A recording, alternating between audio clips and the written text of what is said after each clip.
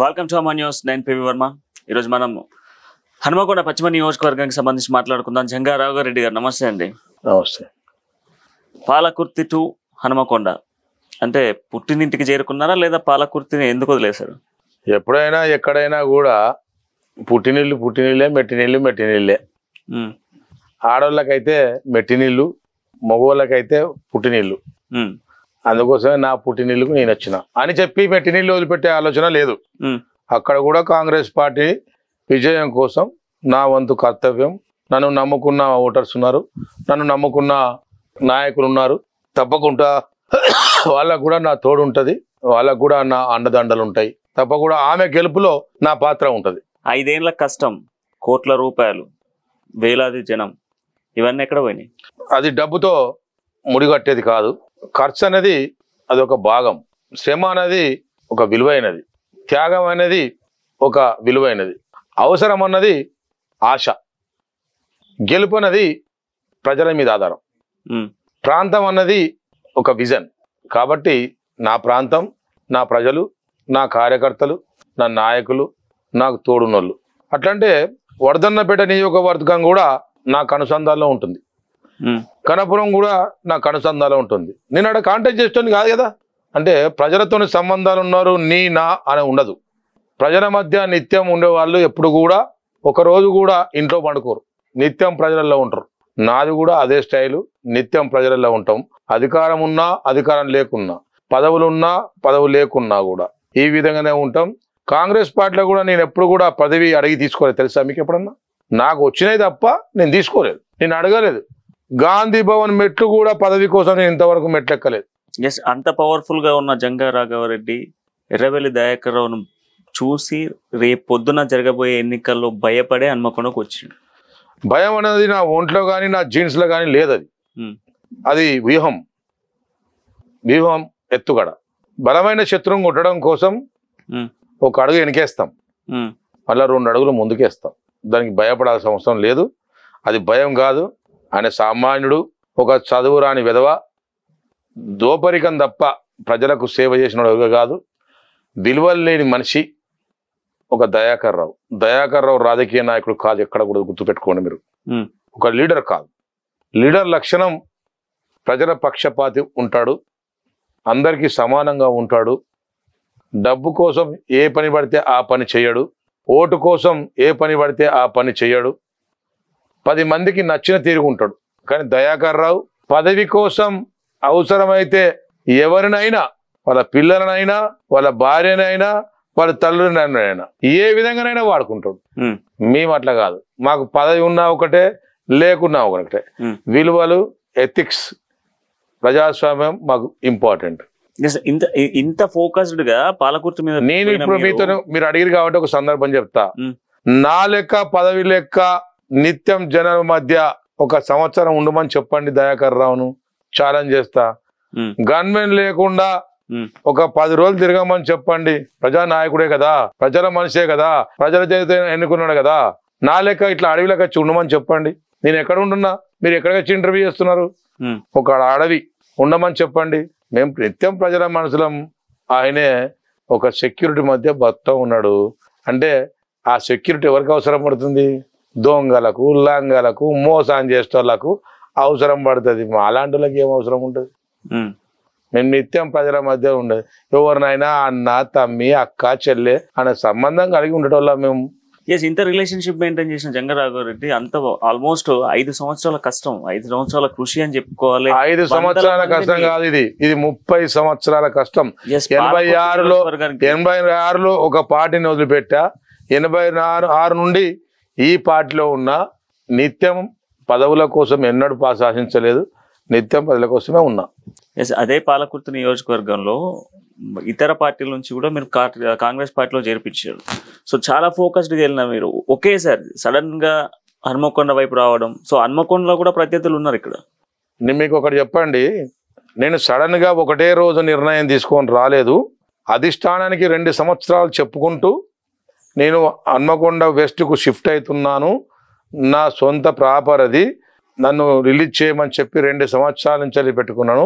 అనివార్య కారణాల వల్ల అక్కడ పార్టీ బతకడం కోసం నన్ను ఆపిండే తప్ప వాళ్ళకు నేను వెస్ట్ పోతానని మా పార్టీకి చెప్పుకొనే వచ్చినా, మా పార్టీకి ఇండికేషన్ ఇచ్చిన వచ్చా, పాలకుర్తి ప్రజలకు కూడా నేను పోతున్నా అని చెప్పుకొనే 2 సంవత్సరాల ముందు చెప్పుకొని వచ్చిన. నేను మోసం చేసేటోడిని అయితే, నేను భయపడేటోడిని అయితే నేను సడన్గా చెప్పి వచ్చేస్తా. నేను 2 సంవత్సరాల నుంచి చెప్తున్నా. ఎస్. సో హన్మకొండ నియోజకవర్గం గురించి మాట్లాడదాం. హన్మకొండ నియోజకవర్గంలో sitting MLA Vinay Bhaskar. So Vinay Bhaskar almost ఇది 20 సంవత్సరాల నుంచి కూడా ఎమ్మెల్యేగా ప్రాతినిధ్యం వహిస్తా ఉన్నాడు. అట్లాంటి వినయ్ భాస్కర్ని ఇప్పుడు మీరు ఢీ కొట్టుతారా? వినయ్ భాస్కర్ నా ముందు వయసులో 2 సంవత్సరాలు పెద్దగానే క్యారెక్టర్లో, నమ్మకంలో, విలువలలో నాకన్నా తక్కువడు. సరే, నాకన్నా 2 సంవత్సరాలు పెద్దోడు అన్నమాట నిజం. ఏమి లేని కాడ ఆముదం చెట్టు వృక్షం అవుతుంది. హన్మకొండ వెస్ట్లో సరైన మొగోడు ఎన్నడూ దొరకలేదు. ఇప్పుడు నేను ఉన్నా, ఇప్పుడు నన్ను కొట్టమని చెప్పి అడుగుతున్నా. భయం మొదలైంది, కేసులు మొదలైనాయి నా మీద. పోలీసు వాళ్ళకు, ఇంటెలిజెన్స్ వాళ్ళను, వీళ్ళను వాళ్ళను, ఇప్పుడు పాత టీఆర్ఎస్ వాళ్ళను, ఆయన వ్యతిరేకలు ఉన్నలను ఇళ్లలో పోయి కలిసేస్తా ఉన్నాడు దొంగతనాల్లో. చిన్న చిన్న కార్లలో పోయి ఎన్నడూ పెద్ద కారు దిగనోడు ఇప్పుడు చిన్న కారు ఎక్కుతా ఉన్నాడు. అంటే ఎవరి కోసం? జంగా రాఘవరెడ్డికి టికెట్ వస్తుందనే ఇవాళ ఎక్కుతున్నాడు. ఎందుకంటే పుట్టు ఊరొత్తరాలు మేనమామకి ఎరగనట్టు ఆయన సంగతి అంది నాకు ఎరిగే కదా. అంటే ఇక్కడ ఉన్న కాంగ్రెస్ వాళ్ళు తెలియదు ఇంతకుముందుకున్నట్టు. ఏం కాంగ్రెస్ వాళ్ళు ఏమున్నది, మీ అందరికి తెలిసిన విషయం లేని దానికి నాతో ఎందుకు అనిపిస్తావు? కాంగ్రెస్ వాళ్ళు సంగతి ఇది వరకు పొత్తులో భాగంగా మా టీడీపీకి పోయింది. టీడీపీ వాళ్ళు పోతే కాంగ్రెస్ వాళ్ళు చేస్తే ఎందుకు గెలవపు? చేయలేదు అంటే గెలవలే. ఈసారి తప్పకుండా మా కాంగ్రెస్ వాళ్ళు, యాంటీ టీఆర్ఎస్ వాళ్ళు, బీజేపీ వాళ్ళు కూడా కొంతమంది, టీఆర్ఎస్ వాళ్ళు కూడా కొంతమంది నాకు ఇలా విధంగా పార్టీలకు అతీతంగా కూడా రాఘవరెడ్డికి చేస్తారు. సో పార్టీలకు అతీతంగా రాఘవరెడ్డికి చేస్తారు, ఓకే. బట్ ఇక్కడ ఉన్న సిచ్యువేషన్స్లలో కాంగ్రెస్ పార్టీ టికెట్ కూడా కొంత కాంట్రవర్సీ నడుస్తుంది. సో ఈ దఫాల్లో కాంగ్రెస్ పార్టీ టికెట్ జంగా రాఘవరెడ్డికి ఇస్తుందా? నేను ఒకటే చెప్తున్నా, కాంగ్రెస్ పార్టీ అధిష్టానము కర్ణాటకలో ఎట్లయితే సర్వే చేసి టికెట్ ఇచ్చిందో ఇక్కడ కూడా టికెట్ సర్వే ద్వారా చేసి ఎవరు సమర్థులు, ఎవరు నాయకులు, ఎవరు శత్రువును ఢీ కొట్టగల దమ్మున నాయకుడు, ధీటైన నాయకుడో వాళ్ళకు సర్వే ద్వారా అన్ని రకాల సర్వే చేసుకొని టికెట్ ఇస్తుంది. తప్పకుండా ఆ టికెట్కి, ఆ అధిష్టానానికి, నిర్ణయానికి కట్టుబడి నేను ఉన్నా. సో ఎక్కువ జనాభా, ఆల్మోస్ట్ ఎక్కువ ఎడ్యుకేషన్ పర్సన్స్, ఎడ్యుకేషనల్ ఇన్స్టిట్యూషన్స్, ప్రముఖ చరిత్ర కలిగినటువంటి ప్రాంతాలు కూడా ఈ నియోజకవర్గంలో ఉన్నాయి. అట్లాంటి ఈ నియోజకవర్గానికి సంబంధించి జంగా రాఘవరెడ్డి ఏ విధమైనటువంటి యాక్షన్ ప్లాన్ తీసుకెళ్ళబోతా ఉన్నాడు? మీకు ఒకటి నిజం తెలియదేమో, ఇక్కడ మీరు ఏమైనా ఉద్యోగస్తులను చూస్తా ఉన్నారు, వ్యాపారస్తులను చూస్తా ఉన్నారు. ఇక్కడ 68 స్లమ్స్ ఉన్న సంగతి మర్చిపోవద్దు మీరు. ఎక్కువ ఓటు బ్యాంక్ ఉన్న శక్తి ఎక్కడో తెలుసా మీకు? స్లమ్సే. ఓటు ఎవరు వస్తారో తెలుసా మీకు? స్లమ్సే. న్యాయ నిర్ణేతలు స్లమ్స్ అంటే శ్రామిక జనులు, అంటే రెక్కాడితేనే డొక్కాడే జీవులు ఇవాళ హన్మకొండను శాసిస్తున్నాయి. అందరు ఏమనుకుంటున్నారంటే విద్యావంతులు, మేధావులు, వ్యాపారవేత్తలే హన్మకొండ నియోజకవర్గంలో గెలిపిస్తారంటున్నారు. అబద్ధం అని చెప్తున్నా మీకు. ఇక్కడ ఓట్ బ్యాంక్ అంతా శ్రామికులు, రెక్కాడితే డొక్కాడే నాయకులు, కార్యకర్తలే ఓటేస్తారు. ఇక్కడ మీకు ఒక ఉదాహరణ చెప్తున్నాను. క్రిస్టియన్, ముస్లిం మైనార్టీలు కలిసి 1,15,20,000 ఓట్లున్నాయి. 1,20,000 ఓట్లున్నాయి. అంటే 65,000 వాళ్ళ దాంట్లో పడితే వాళ్ళు గెలిచినట్టే. అర్థమైందా? Congress party vote bank, Congress party vote bank, Christian vote bank, దళితుల ఓట్ బ్యాంక్, ఎస్టీల ఓట్ బ్యాంక్, ముస్లిం మైనార్టీ ఓట్ బ్యాంక్. ఇది మా వెన్నెముక, మా కాంగ్రెస్ పార్టీ బేస్ ఇది. ఇంకా మీ అందరికి తెలిసిన విషయమే. ఉపాధ్యాయులు ఉన్నారు, చదువు చెప్పేవాళ్ళు, దేశాన్ని రక్షించే వాళ్ళు, మంచి దిశలను ప్రయాణింప చేసేందుకు ఉపయోగపడేవాళ్ళు ఉపాధ్యాయులు. దాదాపు 6,000 మంది కుటుంబాలు ఉన్నాయి ఇక్కడ. 6,000 నుంచి 10,000 కుటుంబాలు ఉన్నాయి. విద్యావంతులు మాత్రం 100% కాంగ్రెస్ పార్టీకే ఓటేస్తారు. ఎందుకు ఓటేస్తారంటే తెలంగాణ ఉద్యమకారులు ఉన్నారు, వాళ్ళంతా కాంగ్రెస్ పార్టీకి ఎత్తారు. వ్యాపారస్తులు ఉన్నారు, 100% కాంగ్రెస్కే ఎత్తారు. ఎందుకో తెలుసా? మోడీ గారు జిఎస్టీ పెంచి డిమార్ట్లు, పెద్ద పెద్ద మార్ట్లు తీసుకొచ్చి చిన్న సన్నకారు వ్యాపారస్తులను మోసం చేసిన మోడీకి, బీఆర్ఎస్ పార్టీ నాయకులు చేసిన మోసానికి ఎవరు కూడా ఓటేయరు. అంటే తెలంగాణ ఇచ్చిన పార్టీ కాంగ్రెస్ పార్టీ అన్న సిద్ధాంతమా? తెలంగాణ ఇచ్చిన కాంగ్రెస్ పార్టీ అని మీరే చెప్తా ఉన్నారు, ఇంకా నేనేది చెప్పాలి? బ్యానర్లలో మీ బ్రోచర్లలో లేపించినారు కదా. నా బ్రోచర్లలో తెలంగాణ ఇచ్చిన పార్టీ కాదు, మీరు ఒకటి బాగా గుర్తుపట్టుకోవాల్సిన అవసరం లేదు. ఈ దేశానికి స్వాతంత్రం తీసుకురావడంలో మా పాత్ర ఉంది. ఈ దేశానికి స్వాతంత్ర ఉద్యమకారులకు గౌరవించి పింఛన్లు ఇచ్చిన చరిత్ర మాకుంది.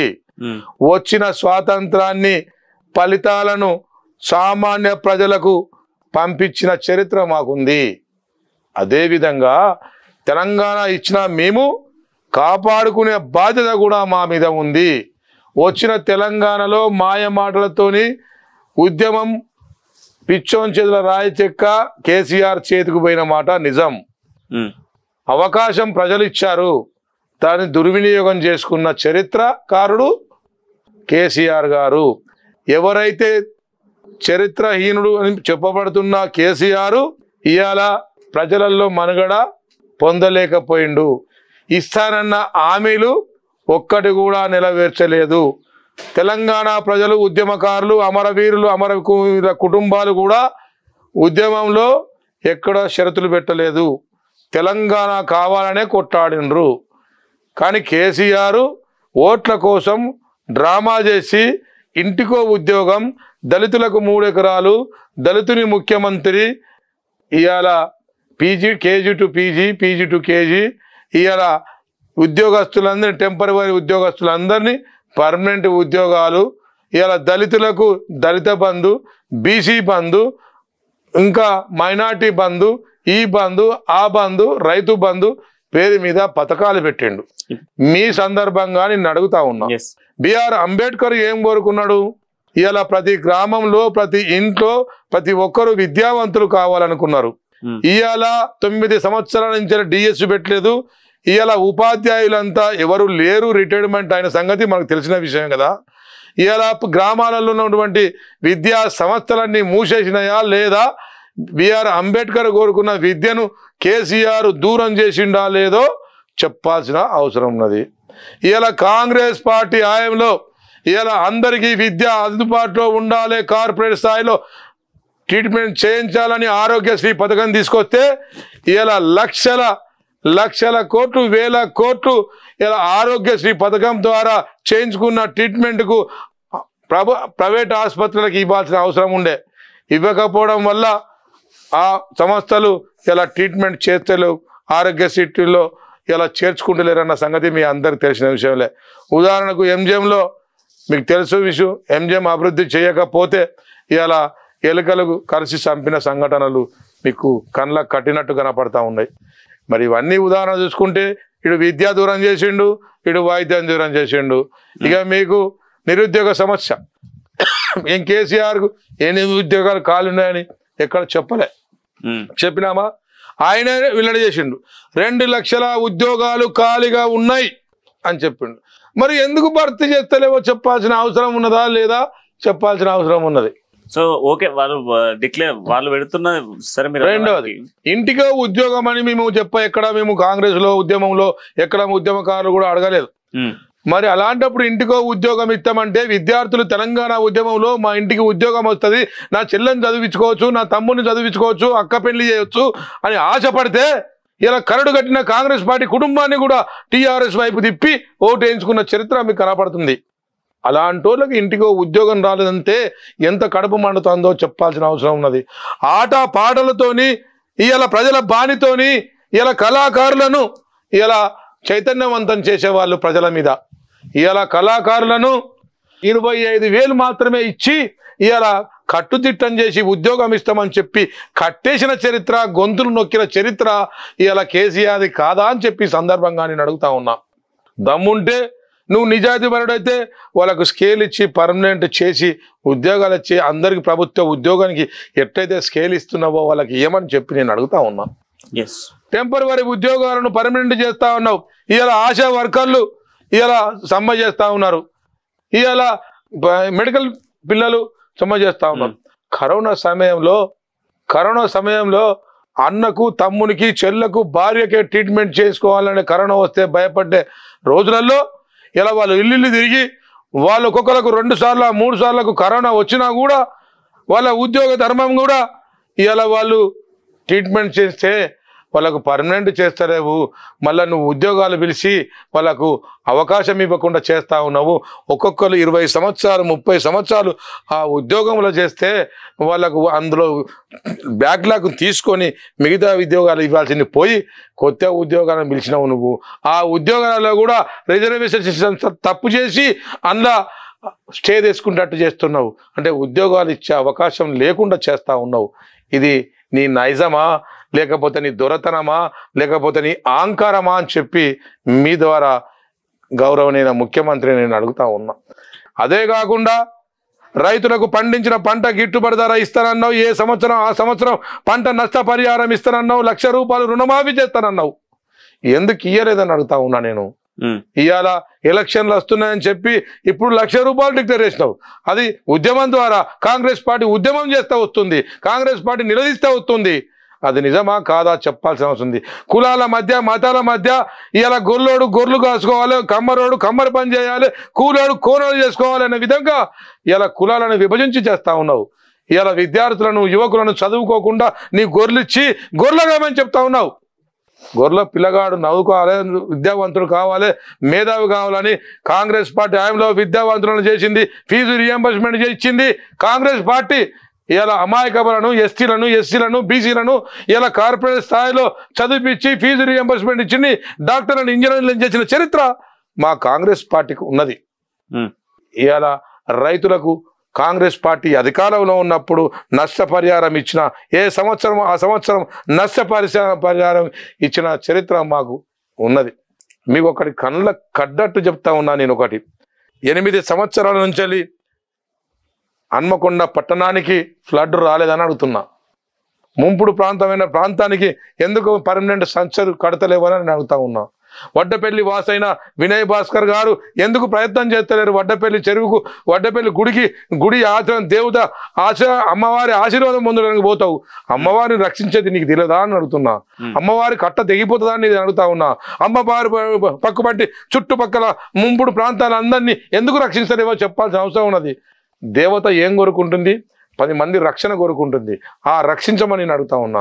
ఆ రక్షించే ప్రాంతాన్ని నువ్వు రక్షించలేకపోయినావు, ఆ అమ్మవారికి ఎట్లా భిక్ష పెడుతుందో చెప్పాల్సిన అవసరం ఉన్నదని చెప్పి నేను అడుగుతా ఉన్నా. ఇలా ముంపుడు ప్రాంతాన్ని రక్షించడం అంటే, ఇలా ఆ ప్రాంతాన్ని అభివృద్ధి చేయకపోవడం అంటే, అందరికి పట్టాల పేరు మీద ఓట్లేయించుకున్నావు, ఇండ్ల పేరు మీద ఓట్లేయించుకున్నావు, కాలనీ అభివృద్ధి మీద ఓట్లేయించుకున్నావు, డబుల్ బెడ్రూమ్ మీద ఓట్లేయించుకున్నావు. ఎన్నిసార్లు ఓట్లు వేయించుకుంటామని అడుగుతా ఉన్నా. ఓటు అడిగే హక్కు నీకు ఉన్నదా అని అడుగుతా ఉన్నా. ఓటు హక్కు లేదే ఓటు వేసేటువంటి ప్రజలు ఓట్లు వేస్తా ఉన్నారు 4 సందర్భాలు. నేను అడుగుతా ఉన్నా, సమర్థుడు లేక ఓట్లు వేయించుకున్నావు, సమర్థుడు లేక ఓట్లు వేయించుకున్నావు. విభజించి కాంగ్రెస్ లో 2 గ్రూపులు రాజకీయాలు ఎవరు నడుపుతలేరు, వినయ్ భాస్కర్ నడుపుతా ఉన్నాడు అంటున్నా. బీజేపీలో రెండు పార్టీలను ఒక పార్టీ వినయ్ భాస్కర్ నడుపుతా ఉన్నాడు అని చెప్తున్నా. నీకు కాంగ్రెస్ పార్టీలో కూడా బి టీమ్ లో ఉన్నటువంటి వ్యక్తికి వినయ్ భాస్కర్ అది నిజమని చెప్తున్నా కదా, నేనే చెప్తున్నా కదా. కాంగ్రెస్ పార్టీలో బీజేపీ పార్టీలో ఏ టీం బి టీంలను పోషిస్తున్నది ఆయన, ఏ టీమో బీపీ టీమో ఆయనే చెప్పాలి. ఎలక్షన్లప్పుడు ఎవరెవరికి డబ్బులు ఇస్తున్నావు నువ్వే చెప్పాలని చెప్తున్నా.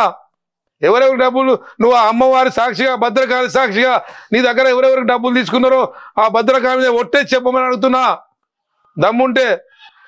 అందుకోసమే సమర్థవంతునికే కాంగ్రెస్ పార్టీ టికెట్ ఇస్తుంది ఈసారి. సార్ టికెట్ ఇస్తుంది ఓకే, బట్ ఇప్పుడు మీరు డిక్లరేషన్ లో చెప్తా ఉన్నారు కదా, వాళ్ళు బంధువులు పెడితే మీరు డిక్లరేషన్ అని చెప్పి పట్టుకొస్తా ఉన్నారు. అంటే వాళ్ళు పథకాలు అమలు చేసేటువంటి పథకాలకు మీరు డిక్లరేషన్ల పేరుతో మీరు కూడా అవే పథకాలు తీసుకొస్తున్నారు కదా. మీకు గత చరిత్ర మీకు చెప్పాను కదా. మీకు వైఎస్ రాజశేఖర రెడ్డి గారు రైతులకు ఉచిత విద్యుత్ ఇస్తా అని చెప్పి మొట్టమొదటి సంతకం పెట్టింది ఉచిత విద్యుత్. ఇచ్చినవా లేదని అడుగుతున్నా. రైతులకు 1,00,000 రూపాయలు రుణమాఫీ చేసి 1,00,000 రూపాయలకు రుణమాఫీ ఇస్తారన్నాం, ఇచ్చినమా లేదా చెప్తాం. బీఆర్ఎస్ పార్టీ చేస్తా ఉంది. ఇప్పుడు ఎలక్షన్ల ముందు ఓట్ల కోసం మొన్న 1,00,000 రూపాయలు మాఫీ చేసింది. అది కూడా ఒక బ్యాంక్ చైర్మన్ గా చెప్తా ఉన్నా, 4 సంవత్సరాల మిత్తి మాత్రమే మాఫీ అయింది. ఒక రైతు 1,00,000 రూపాయలు తీసుకున్న రుణం ఈ రోజు 2,50,000 అయింది. 2,50,000లో 1,00,000 రూపాయలే మాపైంది, ఇంకా 1,50,000 అసలు ఉంది. అంటే నీ వడ్డీ కట్టించుకుంటున్నావు, నువ్వు వడ్డీ నువ్వు కడుతున్నావు, ఇంకా అదనంగా 50,000 కలిపి 1,50,000 లోన్ ఉంది. దమ్ముంటే ఎమ్మెల్యే వస్తాడా మంత్రి వస్తాడా రమ్మను ఒక బ్యాంకు పోదాం మేము నిరూపణ చూపిస్తాం నేను ఒక బ్యాంకు చైర్మన్ చేసిన నిరూపణ చూపిస్తాం అది కాదు కాంగ్రెస్ పార్టీ అధికారంలో ఉన్నప్పుడు 1,00,000 రూపాయలు రుణమాఫీ చేసి 1,00,000 రూపాయలు ఇచ్చిన చరిత్ర మాకుంది రైతులకు పనిముట్ల మీద సబ్సిడీ ఇచ్చినాం రైతులకు ఎరువుల మీద సబ్సిడీ ఇచ్చినాం రైతులకు విత్తనాల మీద సబ్సిడీ ఇచ్చినాం రైతులకు ట్రాక్టర్ల మీద సబ్సిడీలు ఇచ్చినాం నీ లెక్క వ్యవసాయం లేని టిఆర్ఎస్ నాయకులకు ఇవ్వలే అరువులందరికీ ఇచ్చిన చరిత్ర మాకుంది 104 108 ఆరోగ్యశ్రీ పథకము తీసుకొచ్చిన చరిత్ర మాకున్నది ఇచ్చిన హామీలన్నీ నెరవేర్చే కళ్యాణ లక్ష్మి రైతు బంధు మేమిచ్చినాము ఇలా ప్రతి ఒక్క చరిత్ర మాకుంది కాంగ్రెస్ పార్టీ మేనిఫెస్టోలో ఏదైతే ఉంటుందో మేనిఫెస్టో మొత్తము ఇచ్చిన చరిత్ర మాకుంది ఇంప్లిమెంటేషన్ చేసిన చరిత్ర మాకుంది అందుకోసమే కాంగ్రెస్ పార్టీ ప్రజల పార్టీ బడుగు బలహీన వర్గాల పార్టీ కాంగ్రెస్ పార్టీ అందుకోసమే కర్ణాటకలో మీరు చూడండి ఎన్నికలు వచ్చి ఎన్ని రోజులైంది ఇప్పటికే ఇంప్లిమెంటేషన్ చేసినాము ఛత్తీస్గఢ్లో మీరు చూడండి రైతులకు పండించిన పంట గిట్టుబాటు ధర ఇచ్చినాము అలాంటి చరిత్ర గల పార్టీ కాంగ్రెస్ పార్టీ ఎస్ కాంగ్రెస్ పార్టీ ఇచ్చినటువంటి మేనిఫెస్టోను నెరవేరుస్తుంది అని చెప్తా ఉన్నా బట్ ఇప్పుడు మీరు చెప్పినటువంటి పథకాలు ఇవన్నీ కూడా ఆల్రెడీ ప్రజల్లో ఉన్నాయి ఈ పథకాలన్నీ కూడా ఆల్రెడీ ఇప్పుడు మీరు చెప్తున్నటువంటి రైతు డిక్లరేషన్ కావచ్చు లేదా యూత్ డిక్లరేషన్ కావచ్చు ఇవన్నీ కూడా వాళ్ళకు అందుతా ఉన్నాయి అదే అధికార పార్టీ ఇవన్నీ కూడా పట్టుకొస్తా ఉంది కదా సో ఇదే డిక్లరేషన్ మేమేమంటున్నాము అధికార పార్టీ చెప్పడానికే పనికొచ్చింది కాంగ్రెస్ పార్టీ చేతలకు పనికొస్తుంది దళిత బంధు ఇస్తానన్నావు ఎంతమందికి ఇచ్చినావో చెప్పాల్సిన అవసరం ఉంది ఒక నియోజకవర్గంలో 50 60 ఇచ్చినావు అవి ఎవరికి ఇచ్చినావు దళితులు పేదోళ్ళకు కాదు టిఆర్ఎస్ పార్టీలో పనిచేసే నీ నాయకులకు ఇచ్చుకున్నావు ఇది నిజమా కాదా 3 ఎకరాల భూమి ఎందుకు ఇవ్వలేదు దళితుని ముఖ్యమంత్రిని ఎందుకు చేయలేదు 2 లక్షల ఉద్యోగాలు ఎందుకు ఇవ్వలేదు చెప్పాల్సిన అవసరం ఉన్నది కాంగ్రెస్ పార్టీ అధికారంలో రాగానే మీ అందరికి తెలిసిన విషయమే బీజేపీ పార్టీ టిఆర్ఎస్ పార్టీ 2 వేరు కాదు ఉదాహరణ మీకు చెప్తున్నా ఎందుకు బాల్కసుమన్ కాంగ్రెస్ పార్టీ మాదే అని చెప్తా ఉన్నాడు కదా మేము పంపిస్తున్నామని చెప్తాను బాల్కసుమను కాంగ్రెస్ పార్టీ కూడా మాదే కాంగ్రెస్ పార్టీలకు కొంచెం జాగా లేకనే కాంగ్రెస్ పార్టీలకు పంపించిన కొందరిని వాళ్ళు కూడా మనోళ్ళే అని చెప్పేసి చెప్తా ఉన్నాడు కదా అబద్ధాలు ఆడేందుకన్నా కొంచెం నోరు అవుతుంది ఆయన నోరుతో మాట్లాడుతాడా ఇంకా దేంతో మాట్లాడతాడా మాకైతే తెలియదు బాల్కసుమను ఒక దళితుల పేరు చెప్పుకొని దళితుల రక్తపు కూడు తింటున్న ఎమ్మెల్యే బాల్కసుమన్ గారు ఎందుకంటే ఒకసారి నువ్వు ఏ జాతికి వెళ్ళి వచ్చినావు నువ్వు ఎక్కడి నుంచి వచ్చినావు ఏ సామాజిక నుంచి వచ్చినావు నీ సామాజిక వర్గం నుంచి గింతగానం నష్టం జరుగుతూ ఉంటే గింతన పట్టించుకున్నావా ఒక దళితుడు తెల్ల దోతి కట్టుకుంటే ఓరు అని ముఖ్యమంత్రి ఒక దళితునికి జీతగానైనా నోటీసు పెట్టి తీసేస్తాము అలాంటిది ఒక డిప్యూటీ సీఎం దళితుని తీసేస్తే ఒక్కరోజన్నా నీ దళితుని గురించి మాట్లాడలేదు నువ్వు ఒక దళిత బిడ్డవా నేను అడుగుతా ఉన్నా నీకు దళిత వర్గ సామ్రాజ్యవాద దృక్పథం ఉండాలి దళితవాద దృక్పథం కావాలి ఎక్కడ పుట్టినవా ఏ కులంలో పుట్టినవా కాదు నువ్వు దళిత ద్రోహివి దళిత కుటుంబంలో పుట్టిన దళిత ద్రోహివి దళితులకు అన్యాయం చేస్తోనివి నువ్వు దళితులకు అన్యాయం జరిగితే ఒక్కరోజు కూడా మాట్లాడినోనివి దమ్ముంటే దళిత బంధు పేరు మీద ఎన్ని లక్షల మంది ఉన్నారో వాళ్ళందరికీ దళిత బంధు ఇయ్యి 3 ఎకరాల భూమి ఇయ్యి ఇలా 3 ఎకరాల భూమి ఎందుకు ఇయ్యలేదో చెప్పాల్సిన అవసరం ఉన్నది అవన్నీ ఇవ్వకుండా ఇవాళ దళిత బంధు గురించి మాట్లాడతారు కాంగ్రెస్ పార్టీ అధికారంలో ఉన్నప్పుడు ఎస్సీ డిపార్ట్మెంట్కు ఇలా 5,000 కోట్లు ఇచ్చిన చరిత్ర మాకున్నది ఇలా ఎస్సీ ఎస్టీ స్టబ్ ప్లాన్ అది మర్చిపోయినవా బాల్కసుమన్ నువ్వు ఒక కళాకారునివి ఇలా కళాకారులకు పర్మనెంట్ ఉద్యోగాలు స్కేల్ ప్రకారం గవర్నమెంట్ స్కేల్ ప్రకారం ఎందుకు ఇస్తలేవు అడిగినవా ఎందుకు అడగాలే ముఖ్యమంత్రి కుడి భుజం కదా ఆయన కుడి అయితే నువ్వు విడవ కదా ఎందుకు ఇవ్వలే సరే అవన్నీ ఇవ్వలేదు బట్ మరి ఆయన అడిగిన దానికి మీ సంబంధం నిజంగానే కాంగ్రెస్ చాలా మంది కాంగ్రెస్ లో బీఆర్ఎస్ వాళ్ళు ఉన్నారట కదా మా కాంగ్రెస్ పార్టీ నాయకులను తయారు చేసే కాంగ్రెస్ పార్టీ. నాయకులు తయారు చేసి బీఆర్ఎస్ పార్టీలో పంపుతారా? బీఆర్ఎస్ ఎందుకు పంపుతామండి? అక్కర రాని వాళ్ళు అవసరాల కోసం స్వార్థపరులు పోతారు. ఎవరు పోయినండి మా కాంగ్రెస్ పార్టీలో? ఎవరు పోయినారు? పోయిన వాళ్ళు స్వార్థపరులు. వాళ్ళ వ్యాపారాల మీద బ్లాక్ మెయిల్ చేస్తే, వాళ్ళ వ్యాపారాల మీద దాడులు చేస్తే మా వ్యాపారాలు నష్టపోతున్నాయని పోయిన తప్ప ఎవరు ప్రేమతో పోయిన వాళ్ళు కాదు. రేపు పొద్దున మళ్ళీ బీఆర్ఎస్ అధికారంలోకి వస్తే కాంగ్రెస్ పార్టీలో గెలిచిన నాయకులు మళ్ళీ బీఆర్ఎస్ కన్నా కప్పుకోరని గ్యారెంటీ ఉందా? 100% ఎవరు పోరు. గతంలో మీ 100% మేము చెప్తున్నాం. గతంలో జరిగినట్టు ఇప్పుడు లేదు. ఇప్పుడు తప్పకుండా 70 నుండి 80 సీట్లు మేము గెలవబోతున్నాం. మేము అధికారం కాంగ్రెస్ పార్టీకే వస్తుంది, రాష్ట్రంలో వస్తుంది, దేశంలో కూడా కాంగ్రెస్ పార్టీ ఈసారి ప్రధాని రాహుల్ గాంధీ గారు అవుతా ఉన్నారు. తప్పకుండా పార్టీ మార ఆలోచన ఎవరికి లేదు. మాకు ఎన్ని ఇబ్బందులు వచ్చినా మేమేమన్నా పార్టీ మారినామా? 156 కేసులు పెట్టినా మేమేమన్నా పార్టీ మారినామా? మా వ్యాపారాలు దెబ్బ కొట్టినా మేము పార్టీ మారినామా? కరడు కట్టిన కాంగ్రెస్ వాదులు ఉన్నారు. ఇలా ఏ పార్టీకి కూడా ఓటు బ్యాంకు లేదు.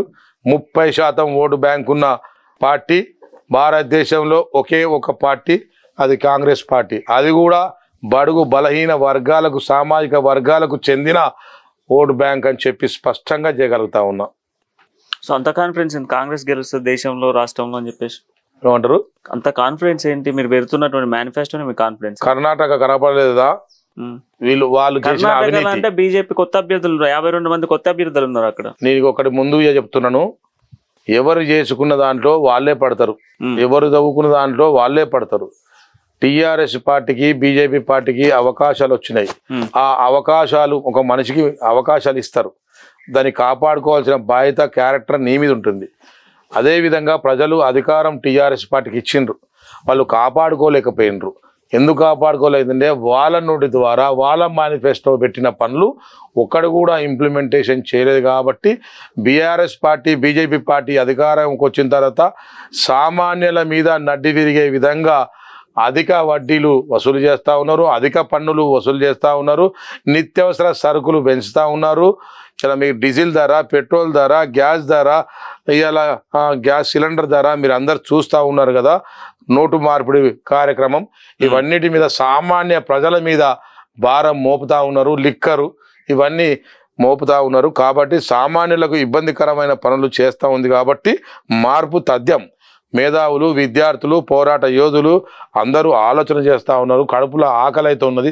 తొందర ఎలక్షన్ ఎందుకు అయితలేవో, ఇంకా ముందు వస్తే మంచుకుండు, ఇంకా ముందు వస్తే మంచుకుండు, కేసీఆర్ ముందు పెడితే బాగుండని ముందుకు చూస్తున్నారు ప్రజలు. కాబట్టి తప్పకుండా ఈసారి ఓటమి ఖాయమని చెప్పి మీ ద్వారా తెలియజేస్తా ఉన్నాం. ఓకే, రాష్ట్ర రాజకీయాలు పక్కన పెడితే నియోజకవర్గానికి వద్దాం కొద్దిసేపు. నియోజకవర్గంలో ఇక్కడ మహిళా ఓటర్ల సంఖ్య ఎక్కువ పశ్చిమకు. సో మహిళా ఓటర్లకు సంబంధించి రేపు పొద్దున జంగా రాఘవరెడ్డి ఏం చేయబోతా ఉన్నాడు? ఏం హామీ ఇస్తాడు? ఈ ప్రభుత్వము పావులా వడ్డీ పేరు మీద వసూలు చేసిన పైసలన్నీ తిరిగి ఇస్తాం. మహిళలకు, చదువుకునే ప్రతి మహిళకు, 18 సంవత్సరాలు దాటిన మహిళకు ఒక స్కూటీని ఇస్తాం. ప్రతి పొదుపు సంఘాలను అభివృద్ధి దిశలో ముందుకు పోతాం. ఆర్పీలను, మహిళా గ్రూపు లీడర్లను పనిచేస్తున్న వారికి ఉద్యోగ అవకాశాలు పర్మనెంట్ చేస్తామని చెప్పి మీ ద్వారా తెలియజేస్తా ఉన్నాం. వాళ్ళు చాలా రోజుల నుంచి పనిచేస్తున్నాం. చిన్న సన్నకారు వ్యాపారాలు చేయడం కోసం, చేతి వృత్తులు చేసుకోవడం కోసం మహిళలను ముందు దశలో తీసుకుపోతామని చెప్పి, మహిళ ఇంటికి భారం కాకుండా ఇంటికి ఒక చేత అయ్యే విధంగా ముందుకు తీసుకుపోతాం. మీ అందరికి తెలిసిన విషయంలే, 50% మహిళల రిజర్వేషన్ తీసుకొచ్చిన పార్టీ మా కాంగ్రెస్ పార్టీ. మహిళ ఇంట్లో మంచిగా ఎదిగితే, మంచిగా చదువుకుంటే, విద్యావంతురాలైతే, మేధావి అయితే, వ్యాపార రంగంలో, రాజకీయ రంగంలో మహిళలు ఎక్కువ శాతం వస్తే రాష్ట్రం, దేశం, గ్రామం బాగుపడుతుందని నమ్మిన పార్టీ కాంగ్రెస్ పార్టీ. మహిళలకు ఇక్కడ టిఆర్ఎస్ పార్టీ, బీజేపీ పార్టీ వచ్చిన తర్వాత మహిళలకు రక్షణ లేకుండా పోతా ఉంది. పూర్తి రక్షణ కల్పిస్తామని చెప్పి భరోసా కూడా కాంగ్రెస్ పార్టీ ఇస్తుందని చెప్పి ఈ సందర్భంగా మీ ద్వారా తెలియజేస్తా ఉన్నాం. హన్మకొండ పశ్చిమలో అనేక నాలాలు కబ్జా అయినాయి. నాలాలు లేకే మొత్తం నీళ్ళని రోడ్ల మీద జామ్ అయిపోయి బస్తీలోకి పోతా ఉన్నాయి. వాటికి పర్మనెంట్ సొల్యూషన్ ఏంటి? అదొకటే కాదు, నాలలే కబ్జా కాదు, చెరువు కింద ఉన్నటువంటి భూములు మొత్తము కబ్జా అయినాయి, దాని కారకులు నాయకులే అని చెప్పి మీ ద్వారా స్పష్టంగా చేస్తా ఉన్నాం. తప్పకుండా నాలాలను 1 year లోపల మళ్ళీ వర్షం వచ్చే లోపల 100% నీరును ముంపుడు ప్రాంతాలను మునగకుండా, ప్రాణ నష్టం జరగకుండా వాళ్ళకు పర్మనెంట్ నాలాలు ఏర్పాటు, పర్మనెంట్ కన్స్ట్రక్షన్ బాక్స్ డ్రైనేజ్ కట్టి నేరుగా చుక్కబడగానే బయటికి పంపే దిశలో ప్రయాణం చేస్తాం. ముంపుడు ప్రాంతాలలో ప్రతి ఒక్కరికి పట్టాలు ఇచ్చేస్తాం, వాళ్ళకు పర్మనెంట్ ఇల్లు కట్టిస్తాం. తప్పకుండా వాళ్లకు water facilities, drainage facilities, CC road facilities 100% implementation చేస్తామని చెప్పి మీ ద్వారా తెలియజేస్తా ఉన్నా ప్రజలకు. ఇక్కడ ఒక యూనివర్సిటీ గురించి మాట్లాడుకోవాలి. యూనివర్సిటీలో పెద్ద సమస్య విద్యార్థులకు సంబంధించి హాస్టల్లో అనేక ఇబ్బందులు ఉన్నాయని చెప్పేసి అనేక సందర్భాలలో కూడా విద్యార్థులు ఇబ్బంది పడుతూ ఉన్నారు. సో మరి ఆ కాకతీయ యూనివర్సిటీకి సంబంధించి ఇప్పటి వరకు కూడా దాస్యం వినయ్ భాస్కర్ అనేటువంటి వ్యక్తి యూనివర్సిటీ ముఖం చూసిన రోజులు కూడా లేవు. అనేక సందర్భాలలో విద్యార్థులు అక్కడ ధర్నాలు చేస్తూ ఉన్నారు. సో వాళ్ళకి సంబంధించి భరోసా ఇచ్చేటువంటి దిశగా ఏమన్నా కాంగ్రెస్ పార్టీ ఆలోచిస్తుందా రేపు? మీ అందరికి తెలిసిన విషయంలే, టీఆర్ఎస్ పార్టీ బీజేపీ పార్టీ అధికారంలోకి వచ్చిన తర్వాత, బీజేపీ పార్టీ కూడా అధికారంలోకి వచ్చిన తర్వాత ప్రైవేటు యూనివర్సిటీలకు పర్మిషన్ ఇచ్చిండ్రు, ప్రభుత్వ యూనివర్సిటీలను నిర్విరామం చేసుకుంటూ వచ్చిండ్రు. మా ఉద్దేశం మళ్ళీ గ్రామాలలో విద్యా సంస్థలు ఏర్పాటు చేయాలి. మా ప్రభుత్వం రాగానే మళ్ళీ డిఎస్ పెట్టాలి, ఉపాధ్యాయులను తీసుకోవాలి.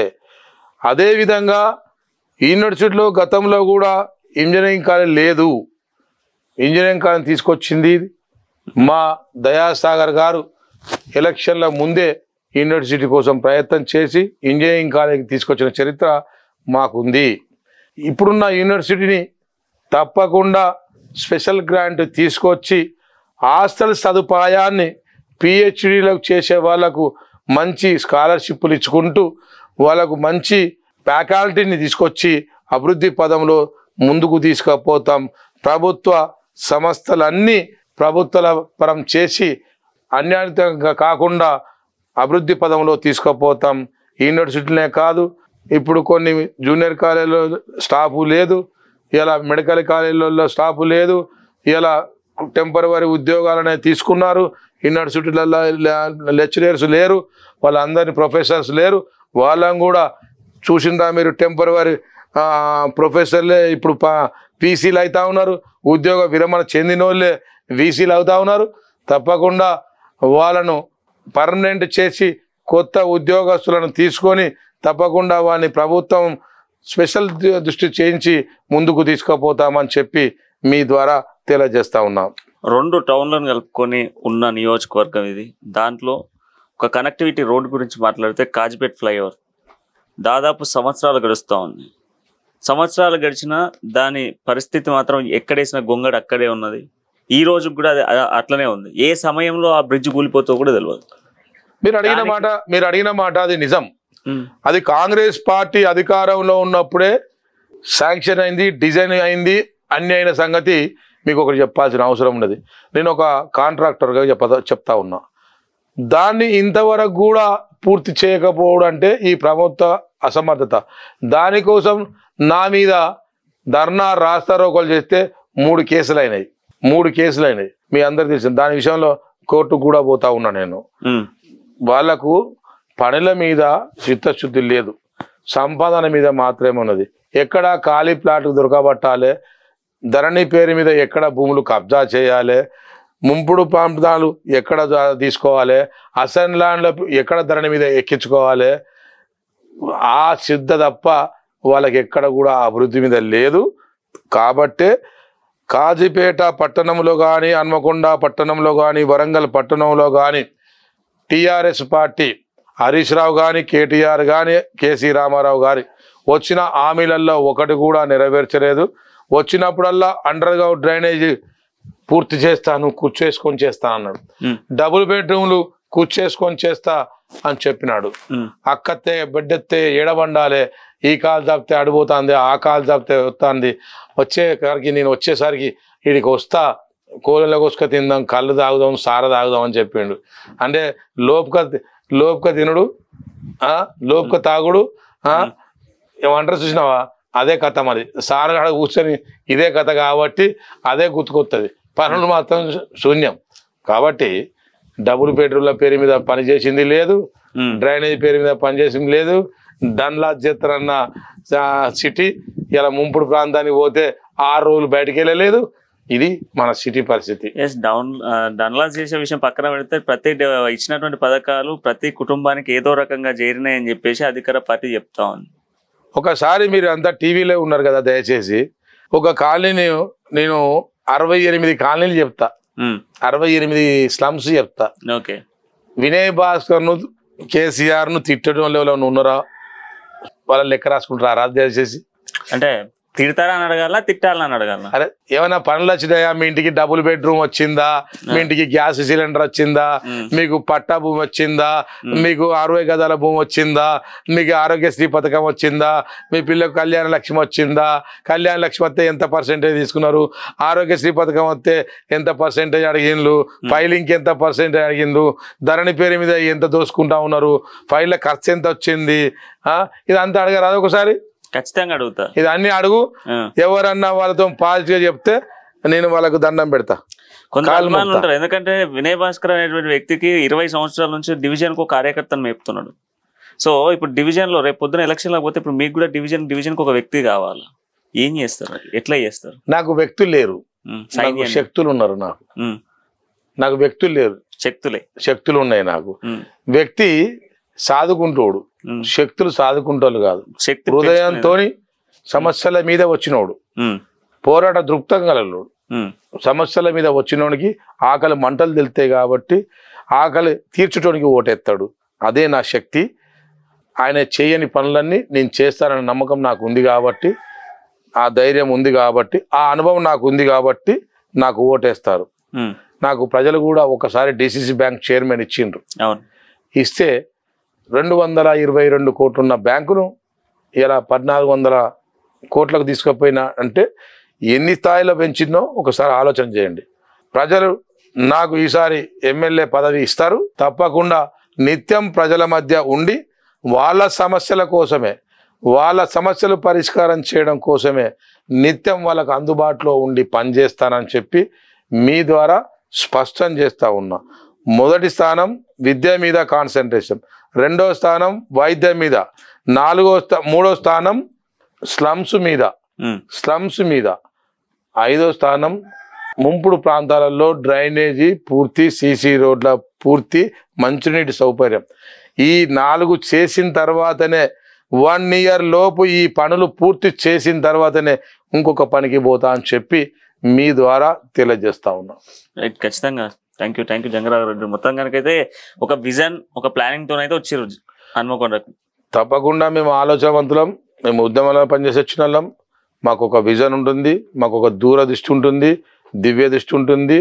ప్రజాస్వామ్యాన్ని కాపాడే విలువల గల్లోళ్ళం, ప్రజాస్వామ్యాన్ని కాపాడుతాం. సో వినయ్ భాస్కర్ ఓడిస్తాం, రాహుల్ గాంధీని ప్రధాని చేస్తాం తప్పకుండా. ఈ దేశాన్ని బీజేపీ నుండి, మతతత్వ పార్టీ నుంచి కాపాడుకుంటాం. కానీ బీజేపీలో మీరు అన్నారు లాస్ట్ ఒక పాయింట్, బీజేపీలను తరిమేస్తామని చెప్తా ఉన్నారు. కానీ ఇక్కడ చాలా మంది పెరుగుతా ఉన్నారు కదా రోజు బీజేపీలు కూడా. 5,000 పడితే ఓటు ఎక్కువ, 5,000 ఓటు పడితే ఎక్కువ. 3 నాయకులు ఇప్పుడు మాకు టికెట్లు అని చెప్పేసి తిరుగుతా ఉన్నారు. నాయకులే కానీ కార్యకర్తలు లేరు, వాళ్ళకు నాయకులే కానీ కార్యకర్తలు లేరు. అరే పేదరికంలో ఉన్న క్రిస్టియన్ మైనార్టీలను, ముస్లిం మైనార్టీలను తరిమి కొడతామన్నోడికి ఓటెత్తారా? ఇది ఎక్కడ కదా. మొత్తం అంటే భారతదేశం ఒక సెక్యులరిజం అనే సంగతి మనకు తెలిసిన విషయమే కదా. అలాంటి భారతదేశంలో ఒక హిందుత్వవాదమే బతకాలట. అంటే ఇక మా గ్రామాలలో నాకు తెలిసిన సంస్కృతి అయితే, నన్ను మా గౌన్లోళ్ళు ఏం మనోడా ఎడిపోతానని అడుగుతారు, ఒక మాదిగోళ్ళు ఏం కొడుక ఎడిపోతానని అంటారు, ఒక దుర్గోళ్ళు ఏం తాత ఎడిపోతానని అడుగుతారు. అలాంటి సంస్కృతిలో పెరిగిన వాళ్ళం, అలాంటి గ్రామ సంస్కృతిలో పెరిగిన వాళ్ళం మేము. ఎక్కడ కులాల మధ్య తురుకోళ్ళ పీరీల అంటే మేము ఆడతాం. మా తల్లి మాకు పీరీల పండుగ చేస్తాం. మా హిందుత్వ పండుగ, మా మైసమ్మ పండుగకు, మా బొడ్రాయి పండుగకు, మా అమ్మవారి పండుగకు ముస్లిమ్స్ వచ్చి చేస్తారు. ఇలా రోగం వస్తే, నొప్పి వస్తే, రోగం వస్తే తాయిత దర్గా దగ్గర పోయి తాయిత కట్టించుకుంటాం మెడకు ముడ్డికి తాళ కట్టించుకుంటాం. అవును. ఎందుకు కట్టించుకుంటాం? నమ్మకాలు. అలాంటి బతికేటోళ్లను అంటే ఇప్పుడు ఇలా హిందుత్వవాదముగా ఇవాళ కులాల మధ్య మతాల మధ్య పెట్టించి కట్టె సాగుతోని ఓ ఆర్ఎస్ఎస్ నడుపుకుంటా ఇది రాజ్యం వెళ్తానంటే ఎలా సాధ్యమవుతుంది? ఇది ప్రజాస్వామ్యము, అది సెక్యులరిజం భారతదేశము. ఇలా ఎవరి స్వేచ్ఛ, ఎవరి కులము, ఎవరి మతము, ఎవరి పూజ, ఎవరి దేవుడు వాళ్ళు అందరం కలిసి పూజించుకుంటాం, ప్రజాస్వామ్యంగా బతున్నాం. అది కానీ నీ ఇష్టారాజ్యం నడవదు. Thank you. మళ్ళీ ప్రజాక్షేత్రంలో కలుద్దాం, ప్రజలతో మేము కూడా మాట్లాడతాం. మీరు చెప్పినటువంటి అంశాలన్నీ కూడా ఉన్నది ఉన్నట్టు మీరు ఈ ప్రభుత్వం చేస్తున్న అన్యాయాలను, మీరు ప్రజలకు జరుగుతున్న అన్యాయాలను మీరు దయచేసి ప్రజలకు విప్పి చెప్పాలని మీ మీడియా ద్వారా మిమ్మల్ని కోరుకుంటాను. ఖచ్చితంగా జంగారెడ్డి గారు. సో మొత్తంగా ప్రజాక్షేత్రంలోకి వెళ్తా, పశ్చిమ నియోజకవర్గం నుంచి పోటీ చేస్తా, ఏది ఏమైనా కాంగ్రెస్ పార్టీ జెండా ఎగరవేస్తా అంటూ కూడా జంగా రాఘవరెడ్డి చెప్తా ఉన్నారు. మరో వీడియోతో మళ్ళీ వెళ్దాం. అంతే చూస్తూ ఉండండి అమ్మ న్యూస్, జనం కోసం నిజం కోసం.